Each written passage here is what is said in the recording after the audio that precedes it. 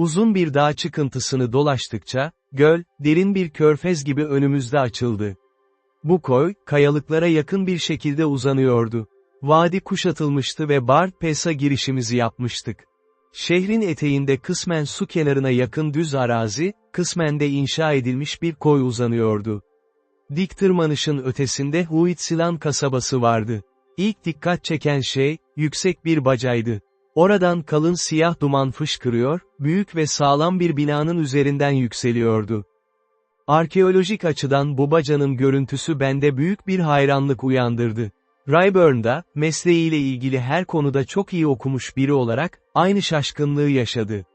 Baca, kapsamlı indirgeme çalışmalarının bir parçasıydı ve metalin eritilmesi için böyle tam bir donanımın burada var olması, yüksek bir uygarlığın ürünü olduğunu açıkça gösteriyordu. Young ise bacanın kendisinde derin bir memleket özlemi uyandırdığını söyledi.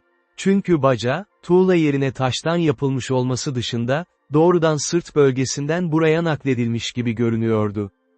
"Sanırım sırada öğle düdüğünü duyacağız," dedi hüzünlü bir sesle. Hemen ekledi, "Biliyor musunuz, profesör, ben tüm bu uzun konuşmalarda gün ışığını görmeye başlıyorum." Albay bize, isyanlar, hakkında konuştu. Gözlerimizi kapatmak istemiyor, albay da kapatmıyor, çünkü o 1. sınıf bir beyefendi. Ama doğup yetiştirilmiş bir putperest olduğu için, bize anlatmaya çalıştığı şeyi tam olarak anlatamıyor. İşte mesele bu. Madenciler greve girecekler. Bu onların doğasıdır, ama yardım edemezler. O baca her şeyi ele veriyor. Sadece söyle albaya, bu sert yere indik ve gerçekte ne olduğunu biliyoruz. Meksika'da grevler olacağını düşün. Bir grazer'ın yeterince omurgası ya da yeterince hırsı olduğunu düşünmezdim, ama işte buradayız.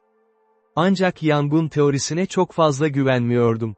Tizo'nun bana söylediklerini aktarmaya çalışmak istedim. Ama o dönemde daha fazla konuşma fırsatı bulamadım. Zaten en önde gelen tekneler, iyi inşa edilmiş bir iskeleye çıkarma yapmıştı. Bu iskele, kıyıdan derin suya doğru uzanıyordu. 1-2 dakika sonra teknemiz de iskeleye yanaştı ve indik. Kasabanın genel görünümü, bunun yarım milden fazla bir alan üzerine kurulduğunu gösteriyordu. Evlerin çoğu sadece kulübeydi, en büyüğü bile 2 küçük odadan fazlasını barındıramıyordu. Daha iyi türden birkaç hane ise güçlü Aztek çalışmalarının duvarla çevrilmiş alanı içinde yer alıyordu. İskelede, bir tekne altın külçelerle yükleniyordu. Bunlar şehirdeki hazineye taşınacaktı. Ben de bu yükü taşıyan işçileri gördüm. Neredeyse çıplak olan bu adamlar, vahşilikte eşi görülmemiş bir görünüme sahipti. Fiziksel olarak muhteşem yaratıklardı. Uzun, iyi şekilli ve enerjik, büyük altın külçelerini kolayca kaldırıyorlardı. Ama gözlerinden zehirli bir nefret akıyordu. Kaba, dağınık saçları büyük parıldayan gözlerini kısmen örtüyor ve o öfkeli bakışlar bize doğru zehirli oklar gibi fırlatılıyordu. Orada gördüğüm için minnettardım ki, onlardan 3 kat fazla silahlı asker, muhafız olarak görev yapıyordu. Bu yaratıklara bakarken, gerçekten insanlardan çok tehlikeli vahşi hayvanlara benzediklerini düşündüm.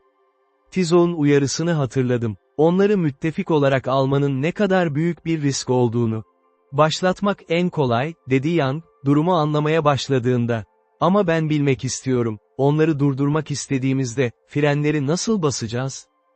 TLAHUICOS ve muhafızları. Yine de, bu umutlarımız için ne kadar tehlikeli olsa da, başarımız esas olarak bu vahşi malzemeyi kontrol etme ve etkili biçimde kullanma yeteneğimize bağlıydı.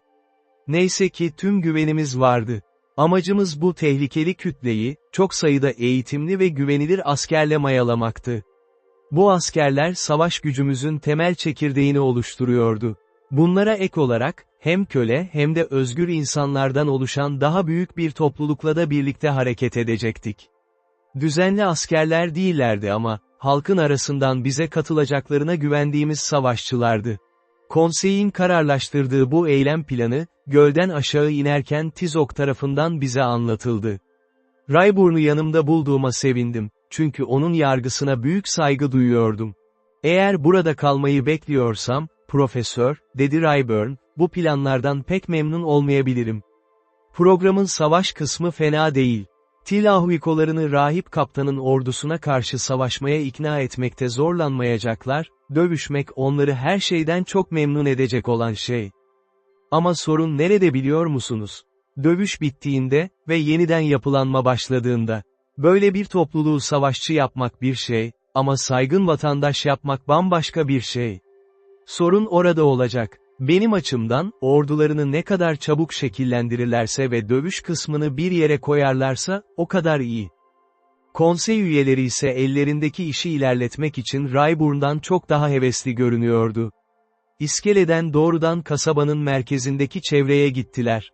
Tizok bize bildirdi ki, yeni hükümetin hemen organize edilmesini ve sahada bir ordu yerleştirme düzenlemelerinin başlatılmasını planlıyorlardı. Tizok'un yanında, ama biraz daha rahat bir şekilde, biz de kaleye gittik. Eritme tesislerinin çevresinde, konseyin bulunduğu binanın aynı yerinde, bize rahat odalar sağlanmıştı. Burada biraz bekledik, zorla dayatılan bir tembellikle. Konsey, uzak olmayan bir odada, 1000 yıldan fazla süren bir hükümeti yok etme çalışmasını sürdürüyordu. Biz ise çok şaşırdık, o dönemde gerçekleşen değişimin ne kadar büyük olduğunu bilmek, her şeyin ne kadar sessiz ilerlediğini gözlemleyerek anladık. Aralarındaki kapılardan gelen konuşma mırıltılarında, heyecan, öfke ya da şiddetli bir duygunun sesi yoktu. Sessizlik. Sakin, kendine kapalı doğaları, bu kadar ağır olaylarla bu denli geniş ve akılcı bir şekilde başa çıkabilen bu adamları hayranlıkla seyrettim. Bu büyük mesele, vahşi bir kargaşa ve şiddetli mücadeleyle sonuçlanabilecek bu büyük mesele, öyle sessizce ilerliyordu ki. Tizok bize yakındaki altın madeni ve altın madencileri hakkında ilginç şeyler anlattı. Madenin varlığı hakkında, Astleinkas vadiye geldikten sonra birçok nesil boyunca cahil kalmıştı. Daha birçok nesil boyunca ise maden onlardan çok az şey aldı. Çünkü metalin halk için hiçbir değeri yoktu, sadece süs yapımında kullanılıyordu. Ama bir gün, bu metalin sertleştirilebileceği ve faydalı amaçlar için kullanılabileceği keşfedildi. Hatta kayanın kolayca işlenebileceği aletler üretilebildi. Ve o günden itibaren, madencilik büyük ölçekte başlamıştı.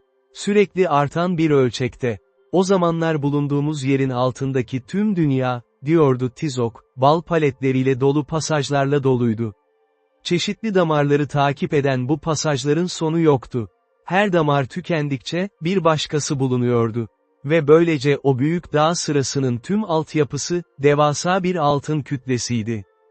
Madenin yıllık üretimini tam olarak anlayamadım ama şunu söylüyordu Tizok, günlük ürün, hazineye götürülen en büyük altın külçelerinden hiçbir zaman daha az değildi. Bazen olağanüstü zenginlikte damarlarla karşılaşıldığında ise, bu külçelerden 4'ü bile tek bir günde eritilip teslim edilebiliyordu. O barlar 200 pound'dan 1 gram bile az değil, dedi Rayburn, Tizok'un anlattıklarını ona çevirdiğimde. O maden ayda en az 3 ton üretir ve 1 ton altın yaklaşık $500,000 değerinde. Eğer figürler doğruysa, profesör, bu adamlar yılda 20 milyonluk bir yerde oturuyorlar. Young uzun bir ıslık çaldı. Aman tanrım, diye bağırdı. Bu tam anlamıyla ateşlenmiş büyük bir para yığını, üstelik 10 emiri görmeden, kokteyl hakkında hiç duymadan yaşayan bir sürü çıplak putperestin elinde boşa harcanıyor. Ne yapacağımı biliyor musun, Rayburn? Bu yatırımı fark edince, eski Colony Railroad'u alacağım, sadece müfettişi oradan sekmek için. O yük kazasından sonra beni atmıştı, ama operatörün yanlış emirler vermesi benim suçum değildi. Ona aynı türünü tattıracağım. Felç olmaz mı? Seth Young, başkan, imzalı emri alırken, onu şimdi telgraf olarak göndererek ona biraz utandırman iyi olmaz mıydı? Yeni bir yer ararken seni bekleriz burada, diye sordu Rayburn. Bu yorum, Young'ın parlak bir geleceği coşkuyla hayal eden zihnini, aniden susturdu. Sessizliğe gömüldü. Ama ne kadar büyük olursa olsun bu değerli miktara duyduğumuz hayranlık ve her yıl elde edilen devasa hazineye şaşkınlığımız, ben, kendi adıma, Tizok'un anlattığı başka bir şeye çok daha derin bir ilgi duyuyordum. Bu hazineleri biriktiren adamların hikayesine. Tilahukos'un hayatı ne kadar acı ve kasvetliydi, burada durmaksızın çalışmaya zorlanıyorlardı. Öyle acımasızca muamele görüyorlardı ki. Azıl'ın vadisinin üzerinde ağır bir lanet asılıymış gibi hissediyordum. Ve bu bana en çok ilginç gelen tesadüftü, Aztekler, kendi adamlarına, İspanyolların Meksika'daki Kızılderililere uyguladıklarına benzer zulümler uyguluyordu. O zulümlerden 200 yıl süren şiddetli isyan patlamaları doğmuştu bir zamanlar. Pueblolar kılıç ve alevle tüm vadiyi, Taos'tan Rio Grande'ye kadar yağmalamıştı. Tlahucos'un bu şekilde ezilmesi şaşırtıcı değildi. Aşırı ağır iş, sert ve tehlikeli vahşiler gibi davranılması, göğüslerinde her zaman bir isyan ateşi tutmaları gerekiyordu. Nefretleri, canlı ve tüketici bir alevdi. Sadece güç ve sürekli nöbet, isyan eğilimlerini kontrol altında tutabiliyordu. Ve muhafızlar bile sık sık salgınları önleyemiyordu. Bu salgınlar, acımasız katliamla sonuçlanıyordu.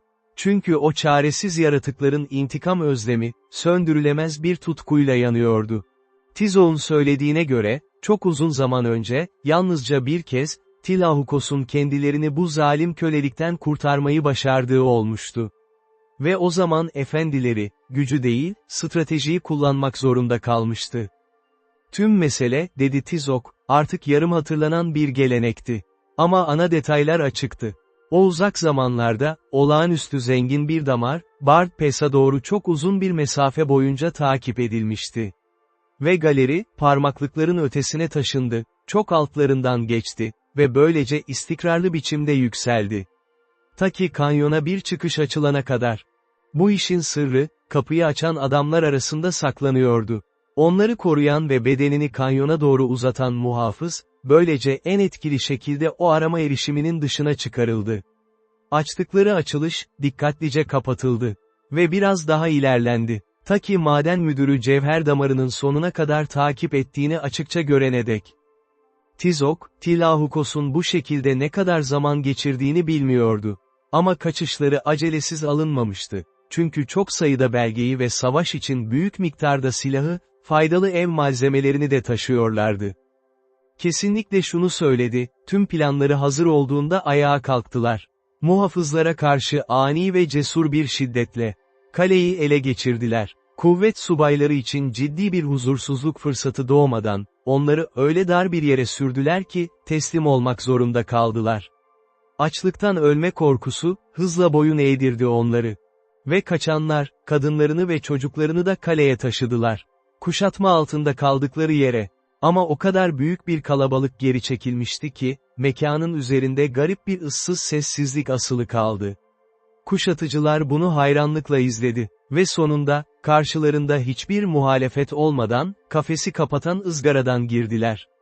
Kalenin içinde, tek bir yaşayan ruh bile yoktu. Kaçaklar bu kadar akıllıca saklanmıştı ki, ne olduğu uzun süre bilinemedi. Sanki bir hayalet gibi, yaşayan o büyük ev sahibi bir anda dünyanın dışından kaybolmuştu. Yarım yıldan fazla geçti, bu gizem üzerine ışık tutulmadan. Ve sonra, sanki bir hayalet yükselmişti. Bir gün çok yaşlı bir adam, uzun zamandır terk edilmiş madendeki geçitten çıktı. Karşılaştı, ilk muhafıza kendini teslim etti ve konuştu. Kendisinin kaçan isyancıların rahibi olduğunu söyledi. Onlar onu esir alıp bunca yıl mahkum olarak tutmuşlardı. Ayrıca dedi ki, isyancılar dağların arasında gizlenmiş güzel bir vadide yuva kurmuşlardı. Büyük bir şehir inşa etmişlerdi ve güvende olduklarına inanıyorlardı. Ama o yaşlı adamın bedeni, kanyondan çıkmak için harcadığı büyük emeğiyle bitkin düşmüştü. Ve kısa süre sonra, hikayesini anlattıktan sonra öldü. Sonra rahip kaptan ve konsey, casuslar göndererek her şeyin doğru olduğunu teyit etti. Ve korkunç bir intikam planladılar. O vadinin üzerine, büyük bir gölün sularını saldılar. Şehri sular altında bıraktılar. Ve bir gün içinde, o vadideki tüm canlılar, salınan selin altında ezildi. Orada o kadar büyük bir yaşam kütlesi vardı ki, geride sadece evrensel ölümün ıssız sessizliği kaldı. Fray Antonio ve ben, uzun nefeslerle dinledik Tizo'nun bu geleneği. Birçok açıdan bu anlatı, bizim için onun için olabileceğinden çok daha gerçekti. Çünkü biz yakın zamanda o ölümle sarsılmış vadide geçmiştik. Ölmek üzereydik orada. Ve sahnenin her özelliği, zihnimizde açıkça canlanıyordu. Böylece öğrendik, gördüğümüz büyük felaketin tam anlamını. Hem yarattığı yıkımda, hem de yöntemindeki başarıda. Ama nedeni hakkında artık fazla tahmin etmiyorduk. Bu, yavaş yavaş çözülen bir kararın sonucuydu. İntikam, en kötü niyetle tetikleniyordu. İsyan planlarının tüm tartışması, konsey tarafından öyle sakin bir ağırlıkla yürütüldü ki, yine de müzakereler sona erdiğinde, yeterince enerji ve hız vardı. Bize iyi haber verdiler, çünkü hareketlerini geciktirmişlerdi. Ta ki planlar tamamen olgunlaşana kadar. Etkili kılmak için, Huit silahındaki o ilk günün tamamı ve ertesi gecenin büyük bir kısmı, geçici bir hükümet kurmak ve bir ordu oluşturmak için yapılması gerekenleri net şekilde düzenlemeye harcandı. Ve ön çalışmaların ne kadar iyi yapıldığı, sonraki günlerde planların ne kadar hızlı uygulandığında kendini gösterdi. Bu dönemde etrafımıza bakmak için bolca zamanımız oldu. Şimdi aramızda olan bu tuhaf insanlarla, garip biçimde kendimizi çok dostane bir temelde bulduk. Bize yürekten yardım ediliyordu ve bu hareketli zamanın zorunlulukları el verdiğince, hayat tarzlarını araştırıyorduk. Daha sonra, Azteklerin ev hayatı ve ev gelenekleri, bölümüm için kullandığım malzemeyi buradan edindim. Rayburn'un topladığı bilgiler ise, Amerikan Madencilik Mühendisleri Enstitüsü'nde büyük ilgi gören bir makaleye dönüştü. Aztekler arasında madencilik ve metal işçiliği, başlıklı bu makale, Kuzey Amerika'daki en dikkat çekici pre-Kolomb koşulları arasında sayıldı. Rayburn gerçekten hayranlık içinde kayboluyordu. Bilimsel araştırmaların bu izole insanlar arasında ne kadar ileri gittiğini ve pratik işlerine dair bilgilerini ne kadar iyi uyguladıklarını keşfettikçe, birçok konuda elbette medeni dünyanın gerisinde kalıyorlardı, ama pek çok faydalı bilgiyi, bağımsız keşiflerin meyvesi olarak burada bulduk. Birçok durumda keşif her açıdan aynıydı, bizimkiyle birebir örtüşüyordu. Örneğin, NöTrOrik klorür çözeltisine hidroklorik asit ekleme süreci, sert ahşap ve kemiği boyamak için kullanılan mor lekeyi üretiyordu. Boyle'un 1663'te bahsettiği tam da buydu. Ve neredeyse tam o dönemde, onlar da bu kombinasyonu ilk kez gerçekleştirmişti. Altının sertleştirilmesi konusunda ise, ve ardından yapılan temperle ona çelik özellikleri kazandırılması, bizim metalürjlarda başarılar elde etmişti. Ama ben inanıyorum ki, en azından rahipler arasında, altın fulminat üretiminden farklı bir süreç hakkında bilgi edinilmişti. Bu konuda daha fazla bilgi edinecek kadar şanslı değildim. Ama birkaç kaynaktan duydum, rahip kaptan, büyük bir kayanın parçalanmasını emretmişti. Gök gürültüsü eşliğinde, alevin parıltısıyla, patlama dumanıyla. Böylece tanrıların onun emrinde olduğunu gösteriyordu. Ama bana ve Rayburn'a göre, kanıt ortadaydı. Elinde bir ajan vardı. Kimyagerlerimizin henüz aklının alamadığı bir şekilde, altın bir fulminat, barut kadar kolay kontrol edilebiliyordu. Bu ajan, kolay ulaşılabilir değildi. Rahip kaptan onu yalnızca bir kez kullanmıştı ve o tek kullanım bile, bana anlatan herkesin gözünde muhteşem bir hayranlık bırakmıştı. Tanrıların gök gürültüsü dedikleri şeyle gerçekleşen o korkunç felaket, kimsenin zihninden silinmemişti. Gerçekten de, devrim liderlerinin aşması gereken çok ciddi bir zorluk vardı. Halkın büyük bir kısmı, ruhani liderlerinin gücüne meydan okumaktan çekiniyordu. Üst sınıflar, rahip kaptana itaatsizliği sapkınlık olarak görüyordu. Alt sınıflar arasında ise, bu sapkınlık korkusuna, hem zamansal hem ruhani cezadan duyulan canlı bir korku ekleniyordu. Rahip kaptanın doğaüstü güçlerle olan bağlantısına gerçekten inanıyorlardı. Ama bu durumdan, Fray Antonio için bir fırsat doğdu. Ve o bu fırsatı en iyi şekilde değerlendirmekte gecikmedi. Vadiye girişimiz, dış dünyadan gelen haberlerle rahip kaptanın yanılmazlık iddiasını tartışmalı hale getirmişti. Bu, dindar insanlarda büyük bir şok yaratmıştı. Ve böylece, yeni ve daha saf bir inancın vaazını dinlemeye hazır bir kalabalık oluşmuştu. Devrimi organize eden konsey üyeleri de, dini, hayati bir gerçekten çok siyasi bir araç olarak görüyorlardı. Ve bu yeni doktrinlerin yayılması, rahip kaptanın halk üzerindeki etkisini zayıflatacaktı. Bu yüzden Fray Antonio'ya, bu putperest kalabalığa Hristiyan inancını vaaz etmek için tam özgürlük verdiler. Ve bu ona, belki de hiçbir kutsanmış azize bile verilmemiş en nadir fırsatı sundu. Ruhunu parlak bir neşeyle dolduran bu fırsat karşısında, minnettarlıkla titriyordu. Ve kutsal coşkusu, sözlerine öyle etkileyici bir güç katıyordu ki, batıl inançlarla kararmış zihinlere nüfuz eden o sözler, kalplere işliyordu. Ömürleri boyunca putperestliğin korkusunda yaşayanları, inancın huzuruna kavuşturuyordu. Saf bir alev gibi, vaaz ettiği doktrin, o putperest ordusu içinde yayılıyordu. Aralarından geçerek saf olmayan inancı yakıp gidiyordu. En acımasız ve ıssız bir kölelikte tutulmuş ruhlar, kurtarıcı bir Hristiyan lütfunun nazik rahatlığına teslim oluyordu. Yine de, Fray Antonio'nun vaazlarının bu coşkusu ve nazik doktrini, aynı zamanda ona karşı canlı bir düşmanlık da uyandırıyordu. Eski inanca bağlı kalanlar, onu dinlemeyi reddediyordu. O dönemde Huitzilaan'da böyle birçok kişi vardı aramızda. Ama Fray Antonio'nun birçok kalp üzerindeki sağlam kavrayışı ve konseyin ona verdiği destek sayesinde, bu kişiler ne ona ne de doktrinine açıkça saldırmaya cesaret edemiyordu. Yine de, bazen attıkları kötü bakışlar vardı. Ve ben biliyordum ki, o bakışlar öldürebilirdi. O nifret mutlaka bir ifade bulacaktı. Doğrudan hayatına yönelik bir girişim şeklinde. Neyse ki, rahip daha uzun süre kalmamıştı aramızda. Huitzilaan'a ilk geldiğimizde önemli sayıda kişi vardı. Ama sessizce, teker teker kaybolmuşlardı.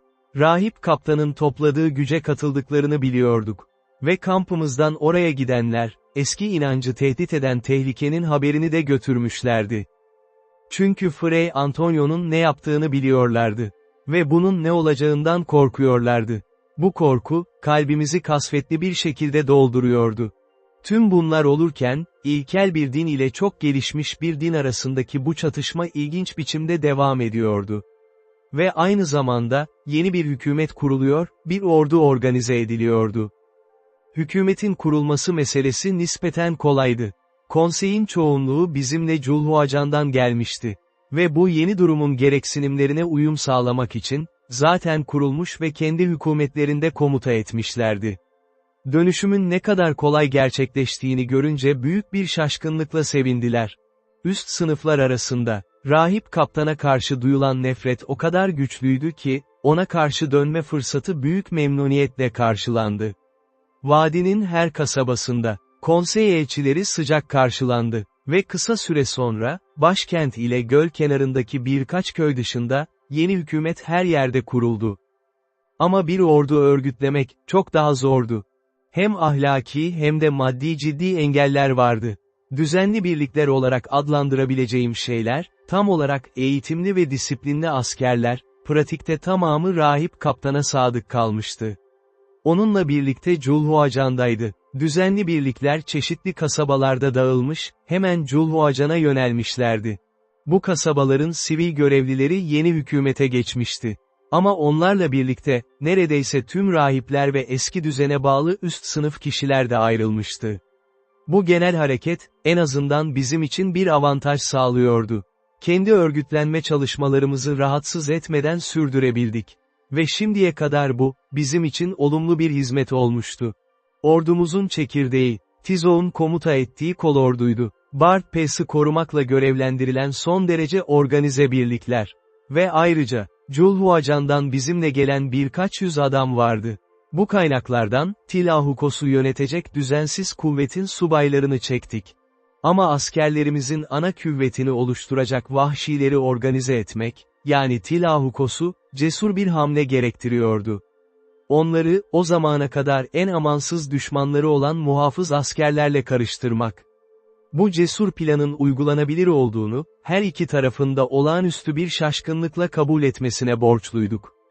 Ve şaşkınlıklarından toparlanmadan önce, çıkarları birleşmişti. Ortak bir düşmana karşı kendilerini savunma ihtiyacı, onları aynı safta buluşturmuştu. Ayrıca, Tilahukos'un vadiye girmeden önce isyana katılmak için hazırlandığına kesinlikle inanıyorum. Tizok bu konudaki sorularımı ısrarla kaçırdı. Ama o meraklı tereddüdü çok net hatırlıyorum. Hizmetçi sınıfın etkin kısmının isyan olayına nasıl dahil edileceğini anlatırken, bir sırrın çok kanıtını fark ettim. O dönemde kendisiyle bazı madenciler arasında bir anlaşma vardı. Bu yüzden kolayca çıkardım, isyan tohumları çoktan ekilmişti. O dönemde karşılaştığımız tüm engeller arasında en ciddisi, yeterli silah tedarikinin olmamasıydı. Büyük cephanelik Culhuacan'daydı. Vadideki savaş cephaneleri ise rahip kaptanın elindeydi. Neyse ki, iskeleye iniş yaparken ele geçirdiğimiz sertleştirilmiş altın sevkiyatı, bize iyi bir ham madde kaynağı sağladı. Mızrak uçları, okey başları ve kılıçlar yapılabilirdi buradan. Ve Huit silahında gece gündüz dövme fabrikaları alev aldı. Yay ve okey yapmak kısa sürede mümkün olmayacaktı. Ama sapan yapımında hiçbir zorluk yoktu. Ve bu insanlar sapan kullanmada inanılmaz ustaydı. Usta ellerde sapan, çok ölümcül bir savaş silahıydı. Çok sayıda kalkan da yapıldı. Ama bu konudaki eksikliğimiz, Tizok ve tüm askeri subaylar tarafından çok ciddi bir mesele olarak değerlendirildi. Kalkansız adamlar savaşta daha kolay öldürülürdü. Ve vahşi ırklar, o mobilya parçası olmadan savaş değerlerinin ne kadar düştüğünü iyi bilirdi. Ancak savunma zırhı açısından iyi bir stoğumuz vardı. Kalede, büyük bir pamuk kumaş deposu bulunmuştu. Bu kumaştan, çok kalınlıkta bir araya getirilmiş uzun körtler yapıldı. Bu körtler, okey geçirmezdi. Ve adamı boynundan aşağıya, neredeyse dizlerine kadar koruyordu. Yan başlangıçta bu tuhaf zırhı hafife almaya meyilliydi. Ama Tizok, çok kısa mesafeden iyi sivri ok atışına karşı direnç göstererek onu faydasına ikna etti. Yan itiraf etmek zorunda kaldı.